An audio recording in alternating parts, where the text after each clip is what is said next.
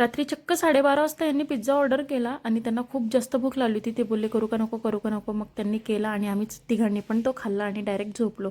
नंतर सकाळी फ्रेश वगैरे झालो आणि निघालो दवाखान्यामध्ये आणि उशीरच झाला होता. आणि तिथे हॉस्पिटलमध्ये ना फोनवर नंबर घेत नाही, जाऊनच नंबर लावावा लागतो. आणि तिथे गेल्यानंतर माहीत पडलं की खूप गर्दी आहे. त्यांना म्हटलं चला आपण जेवण करून घेऊ. आणि इथे ना या मेसमध्ये खूप छान जेवण मिळते, एकदम मस्त घरगुती. आणि तुम्हाला याच्या आधी पण मी ब्लॉगमध्ये सांगितलेलं आहे, एकदा गेलत ना नक्की ट्राय करा. नंतर आम्ही परत आलो, डॉक्टरांना दाखवलं आणि औषध वगैरे घेतलं.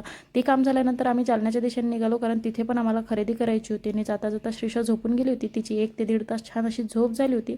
आता बऱ्याच दिवसांनी आम्ही जालन्याला जात असतो आणि खूप सगळं खरेदी करायचं असतं. गेल्या आधी मी ना जनरल स्टोअरचं म्हणजे टेलरिंगचं सामान वगैरे भरलं आणि तिथे काही गोष्टी अवेलेबल नव्हत्या. त्यांनी ना मला गोडाऊनमध्ये नेलं आणि तिथे गेल्यानंतर एवढ्या प्रकारचं व्हरायटीचं होतं ना त्यांच्याकडे, बापरे, मी बघून एकदम थक्क झाले. आणि दुकानात पण बघा पूर्ण गच्च दुकान भरलेलं होतं, पण मला काही कळत नव्हतं काय घेऊ आणि काय नाही. तरी मी सिलेक्टेड असं घेतलं. नंतर होजिरी वगैरे घेतली. ते पण झाल्यानंतर ना त्यांना बोलले की चला आपण एक जार घेऊ, कारण आता उन्हाळ्याचा सारखंच लागतो, गार पाण्यासाठी आपल्याला सारखं बॉटल घ्यावं लागते. त्याच्यापेक्षा बेटर आहे की आपण घरूनच फ्रीजमधल्या बॉटल घ्यायच्या आणि त्याच्यामध्ये ओतायच्या.